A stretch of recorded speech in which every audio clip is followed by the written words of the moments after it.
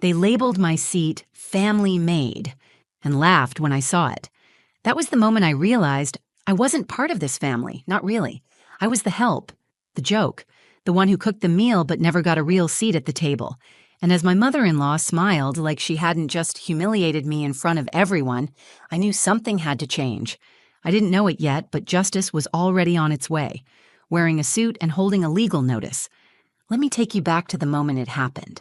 The house was buzzing with that fake holiday cheer, soft jazz playing in the background, the scent of turkey and nutmeg hanging in the air. But beneath all of it, I felt that familiar tightness in my chest, that pressure that always came with being around Cynthia, my mother-in-law. I walked in, holding 2 freshly baked pecan pies, still warm through the foil. My hands were starting to shake, but I told myself it was just the cold outside, or maybe the nerves. I never showed up empty-handed, never had. I cooked half the dishes on that table, but none of that mattered. My eyes locked on the chair at the end of the long, perfectly decorated table. It was my usual seat, close to the kitchen, where I could easily jump up when someone needed something, but this time it had been decorated. A satin ribbon was tied to the back, and taped to the front of the seat was a handwritten sign, thick black marker, big block letters. Family Maid. I froze. For a second, my brain tried to make sense of it. Maybe it wasn't meant for me. Maybe it was some kind of joke, some weird Thanksgiving prank. But then Cynthia's voice cut through the room. "Oh, Rachel," she called out, fake surprise coating every word. "Look, we saved your seat. Don't worry, you'll still be serving, just like always." She laughed, tossing her head back like she'd said the funniest thing in the world. And they followed. Her sister Barbara gave a dramatic eye roll and chuckle. Marlene, the other sister, smiled politely without saying anything. Even Mark, my husband, looked up from his phone and smirked before quickly looking away. I just stood there, pies trembling in my hands. My face burned, not from anger, at least not at first. It was shame, embarrassment, that deep, quiet humiliation that creeps up your spine and leaves you speechless. I forced a smile, or maybe it was a twitch. I don't even know. My whole body felt locked in place. My heart was pounding so loudly I could barely hear anything else. Inside, I was screaming. Why would they do this? Why would he let them? I looked at Mark again. He wouldn't meet my eyes. He was pretending to scroll through his phone, pretending he didn't see, pretending he wasn't letting his mother humiliate me again. I swallowed the lump in my throat and slowly walked toward the table. My legs felt weak. The warmth from the pies in my arms had started to sting, but I welcomed it. It reminded me I was still standing. I set them down carefully on the sideboard and turned back toward the table. That's when I felt it. A buzz in my pocket. 3 short vibrations. A text. I slipped my phone out slowly, heart still hammering. My eyes flicked to the screen. It was from Noah, my son, 24, my anchor. He'd promised me he'd stop by later that afternoon, but this message only said 3 words: "We're coming in." My breath caught. I didn't know what he meant, but in that moment, I knew something was about to change. Earlier that day, I had told myself I could handle it. Just one more Thanksgiving. I'd said that every year, like a mantra, a survival tactic. I woke up at 5:30 that morning, like I always did on holidays, slipped out of bed quietly so I wouldn't wake Mark. Not that he would have noticed if I stayed or left. He'd already mentally checked out days ago, probably buried in work emails or fantasy football stats. The kitchen was cold. I wrapped my robe tighter and started prepping the stuffing, my grandmother's recipe, the one I'd taught myself to make from memory after she passed. The smell of sautéed onions and sage filled the air. It should have been comforting, but I couldn't shake the tightness in my chest, that low, anxious thrum that always came around Cynthia. I kept glancing at the clock. I had 2 hours to get the pies done, get Noah's favorite cranberry compote chilled, and make sure Mark had ironed his shirt, because of course he wouldn't think to do it himself. As I worked, I could feel my shoulders tightening. My jaw ached from clenching. I told myself this time would be different. Maybe Cynthia would be decent. Maybe Barbara wouldn't make one of her passive-aggressive jokes. Maybe someone, anyone, would acknowledge the hours I poured into this meal. But I knew better. Mark finally wandered into the kitchen around 9, yawning, shirtless, scratching the back of his head like a sitcom husband. "Smells good," he mumbled, grabbing a slice of bread straight from the counter. "You almost done?" "Almost," I said, trying to keep my tone even. "Just have to get these pies in." He kissed my cheek, absent-minded, distracted, then disappeared down the hall. No offer to help. No thanks. Just silence. The silence that had become our language over the last few years. As I rolled out the pie crust, my hands moved automatically, but my mind drifted to Noah. He'd called me 3 nights ago, said, "Mom, you don't have to go this year, you know. You don't owe them anything." I had laughed it off, told him I'd be fine, that I didn't want to cause drama, that keeping the peace was more important. But Noah had gone quiet. Then he said something that stuck with me. Peace isn't peace if it costs you your dignity. I didn't say anything back then, but it hit me hard, because deep down I knew he was right. I'd confused silence with strength, tolerance with grace. But every year I chipped away a little more of myself just to sit at their table. After the food was packed up and the car was loaded, I stood in the driveway for a full minute before getting in. My hands were cold on the steering wheel. My stomach was in knots. I was scared, not of Cynthia, not really, but of the truth I'd been pushing down for so long, that maybe I wasn't welcome, that maybe I never had been. The ride over was quiet. Mark sat beside me texting the whole time. I watched the world blur past the window, dead leaves skipping across the road, gray clouds hanging low like the sky itself was holding its breath.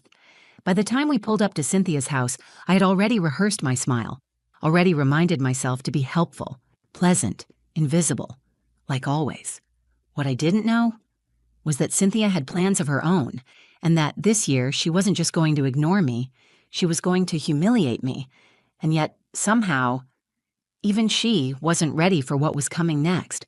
I wish I could say I was surprised, but when I walked into that dining room and saw the sign, "Family Maid," taped to the back of my chair, part of me just sank. The pies I was carrying were still warm, but my fingers went cold. My chest tightened like someone had tied a rope around it and pulled.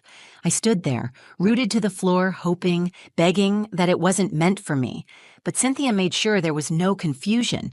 She spotted me, eyes gleaming like she'd been waiting for this moment, her red lipstick stretched into a grin. "Oh, Rachel," she called out, "we saved your usual seat." Then she added with a wink, loud enough for everyone to hear, "Don't worry, you'll still be serving, just like always." The room erupted into laughter, but it wasn't the kind that makes you feel included. It was sharp, pointed, like knives disguised as smiles. Barbara snorted, covering her mouth with a napkin. Marlene gave one of those polite little chuckles and immediately looked away, like she couldn't quite bring herself to meet my eyes. And Mark? He glanced at the chair, at the sign, at me, and then turned back to his phone. He didn't say a word. I stood there with both pies still in my hands, my face burning, trying to smile through it. But I couldn't. I physically couldn't. My throat felt raw. My jaw was clenched, so tightly it was starting to ache. I could feel my eyes stinging, that awful sensation when you know tears are close, but you can't. You won't let them fall. Not in front of them. Not again. I told myself to move. Just walk to the kitchen. Set the pies down. Act like it didn't bother me, but my legs were like cement. My mind was screaming, why? Why do they do this to me every year? But I already knew the answer. Because I let them. Because I showed up early and stayed late. Because I cooked and cleaned and smiled while they dismissed me like background noise. Because I never stood up for myself. Not really. And because Mark never did either. They didn't respect me because no one had ever made them. And now they had reduced me to a label. A joke, a punchline taped to a chair. "Come on, it's just a bit of fun," Cynthia said, her voice sugary and fake. "You know how much we appreciate you." My gaze flicked to her, and for the first time, I didn't look away. I studied her, really studied her. The perfectly ironed blouse, the pearls, the smug tilt of her chin. And I realized something. She didn't see me as family. She never had. I was convenient, useful, manageable, but not equal. I turned slowly and carried the pies to the kitchen, my arms stiff. I didn't hear much of what was said behind me, just a few lingering chuckles, a chair scraping, glasses clinking. My heart was pounding so loudly I could barely hear anything else anyway. I set the pies down, leaned against the counter, and stared out the kitchen window. The backyard was still and gray. Bare branches trembled in the wind, and for a second, felt completely hollow. Then, my phone buzzed again. I pulled it from my pocket, half expecting a spam message, maybe Noah saying he was running late. But it wasn't that. Be there in 10. My hands trembled as I read it. My breath caught in my throat. He was coming, and he wasn't coming alone. For the first time all day, I felt something crack through the fog of shame and anger that had wrapped itself around me. Hope. I stared at that text like it was a lifeline. Be there in 10. 10 minutes. That's all I had to hold it together. I slipped my phone back into my pocket, straightened my spine, and took a long, steady breath. I still felt like my skin was on fire and my chest was caving in, but beneath all that, something inside me had started to shift.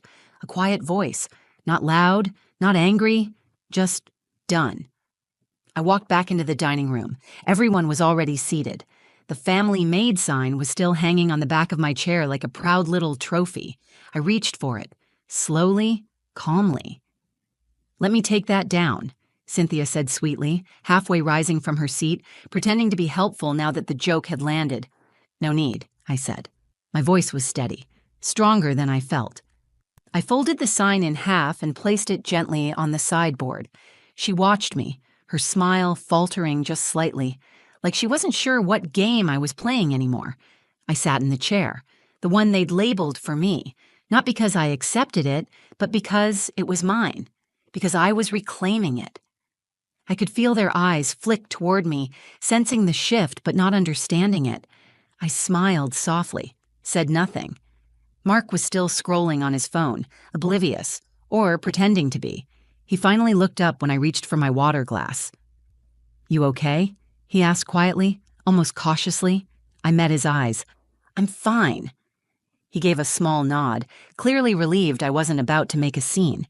He never did well with discomfort, or confrontation, or me having a voice. But I wasn't here to make a scene. I was here to finish what I'd started. You see, a few nights before Thanksgiving, I had finally told Noah everything. We were on the phone, catching up, and something in me just broke. I told him about the years of snide comments, the backhanded compliments, the invisible labor that never got noticed but was always expected. I told him about last year, how Cynthia had told me there wasn't enough room at the table and had me eat at the counter while everyone else toasted pumpkin pie. There was a long pause, and then Noah said, You know this isn't normal, right? I've gotten used to it, I told him. Mom, that doesn't mean you should have to. His voice had gone quiet, measured, but I knew that tone. That was his something is about to happen tone. He told me he'd been interning at a law firm, small but passionate about helping women fight back against long-term domestic emotional abuse. He said his mentor, David, had worked cases where women like me, women who weren't beaten or bruised but erased, finally said enough. I remember laughing at first. What would I even do? Sue them for being mean? He didn't laugh. Number. But we can serve them a notice, a boundary, a warning. That word stayed with me. Boundary. Because that's what I'd been missing all these years. Not love, not effort, not even respect. Boundaries. So we talked, and we planned. David helped me draft something. It wasn't a lawsuit. It was a formal cease and desist, a legal notice establishing boundaries, expectations for my time, emotional labor, and unpaid contributions. A way to legally and emotionally reclaim my worth. And now, they were almost here. The clinking of silverware, the forced laughter, the wine pouring, it all became background noise. I just sat there in the chair they'd mocked me with and waited, not with fear, but with something else. Power. The knock on the door was quiet, but it felt like thunder. For a second, no one moved. Cynthia paused mid-sentence, holding a gravy boat like it was suddenly too heavy. Barbara's laugh trailed off, uncertain. Mark looked toward the hallway, brows furrowed. I didn't move. My heart was pounding in my chest, but the rest of me was still, focused. The second knock came, sharper this time. I'll get it, I said, standing up. Mark blinked. You don't have to. but I was already walking. Each step down that hallway felt like shedding skin. Years of swallowing words. Years of being the helper, the peacekeeper, the maid. Not anymore. I opened the door, and there they were. Noah standing tall, sharp in a dark jacket I didn't recognize. His jaw was set, but his eyes softened when he saw me. Right behind him stood David, in a gray suit, holding a folder under his arm and wearing the kind of calm confidence that makes people instantly nervous. "Hi, Mom," Noah said. "Right on time," I whispered. I stepped aside to let them in. Cynthia was already standing at the edge of the hallway, hands on her hips, her smile frozen in place like she wasn't sure whether to be polite or pissed. "Noah, what a surprise," she said, voice syrupy sweet. "You didn't say you were bringing a guest." Noah gave a tight smile. "This is David. He's here on behalf of my mom." The room stilled. David nodded politely. "Good afternoon. We're here to deliver a formal notice regarding the misuse of personal labor, emotional distress, and the ongoing expectation of unpaid service." Cynthia blinked. "Excuse me?" Mark stood up now. "What the hell is this?" I stepped forward. "It's not a lawsuit," I said calmly, meeting Cynthia's eyes. "It's a formal boundary, a cease and desist outlining my role in this family, what I will and will not continue to do." Barbara scoffed. "You're kidding, right?" "No," David said smoothly, opening the folder and handing Cynthia the document. "This outlines her labor over the past decade: cooking, cleaning, organizing holidays, managing logistics, all unpaid, all unacknowledged. It also states that she is no longer participating in family gatherings unless treated with basic dignity." Marlene finally spoke quietly. "Rachel, why didn't you say anything?" I turned to her. "I did, just not with lawyers before." Mark looked at me like I'd grown horns. "You brought legal action into Thanksgiving?" "No," I said softly. "You did, the moment you sat there and watched them humiliate me. Again." Cynthia's face had gone pale. Her voice was shaking now. "It was a joke." "No," I said. "It was a pattern." For the first time in years, the room was silent. Not fake, polite silence. Real silence. Uneasy. Heavy. I looked at the chair, the one with the sign, still folded neatly on the sideboard, and I felt something lift off me, like I'd finally set something down I'd been carrying for far too long. Noah walked over and stood beside me, hands in his pockets. He didn't say anything else. He didn't need to. Cynthia held the papers like they were on fire. "You're tearing this family apart." I shook my head. "Number, I'm saving myself from it." And with that, I turned, walked past the table, and headed for the front door. David followed, calm and professional. Noah looked at me, waiting. "You ready?" he asked. I nodded once. I've been ready for years. The drive home was silent, but it was the kind of silence that feels peaceful, not heavy.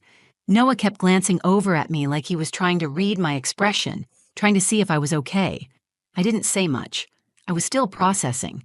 But I remember looking out the window and seeing the trees blur past, bare branches dancing in the wind, and thinking, I'm never going back there again. Not like that. When we got to my house, he walked me to the door like I was fragile, like he thought I might fall apart the moment I was alone. I didn't. Instead, I poured myself a cup of tea, took off my shoes, and sat down at the kitchen table. My own table. And I let myself feel everything. Not just the humiliation, not just the anger, but the relief. The weight that had finally been lifted after years of holding my breath. The strange lightness that came from finally saying, enough. The next day, I woke up late. I didn't clean up after anyone. I didn't fold anyone's laundry. I didn't cook for a crowd that would never thank me. I made myself pancakes, just for me, and I ate them in bed. It's strange how good guilt can be at disguising itself as loyalty. For over a decade, I thought I was keeping peace by staying quiet. I thought I was being strong by enduring it all. I thought being a good wife meant keeping Mark's family happy at the cost of my own. But peace, built on silence, isn't peace. It's self-erasure. And loyalty isn't about suffering in silence. Loyalty should be mutual, rooted in respect. Mark texted me that evening. Just a short message. That was unnecessary. I stared at it for a long time. Then I deleted it without replying. We haven't really spoken since. He moved into a hotel a few days later. I didn't ask where or why. I didn't need to. I think deep down I knew this had been coming, that we'd been quietly unraveling for years, that the moment I stopped playing the role he'd grown comfortable with, everything would shift. And honestly, let it. Because I'm not playing roles anymore. Noah has been checking in on me every few days.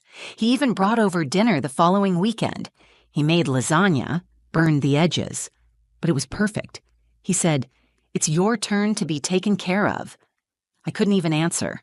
I just hugged him and tried not to cry. I've also started volunteering at a local women's center, not because I have all the answers, but because I understand. I understand how easy it is to lose yourself, to become small, quiet, agreeable, until you don't even recognize the woman in the mirror. But now I do. Now I look in the mirror and I see someone who finally chose herself. Not in anger, not in revenge, but in truth, in strength. Thanksgiving looks different now. No crowded tables, no fake smiles, no labels, just peace, real peace. And every now and then, when I think back to that chair, the one they labeled Family Maid, I smile. Because they were right about one thing. I did serve. I served meals. I served love. I served patience and strength. But this year, I served boundaries. I served self-worth. And I served justice, cold, with a side of dignity. Thank you for listening to my story. If it resonated with you, if you've ever felt overlooked, unappreciated, or erased in your own family or relationship, just know this: you're not alone, and you deserve better. Sometimes the most powerful thing you can do is finally choose yourself. If you found this story moving or meaningful, please take a moment to like the video, share it with someone who needs to hear it, and subscribe to the channel for more real stories about strength, healing, and transformation. Until next time, stay grounded, stay brave, and never forget your worth.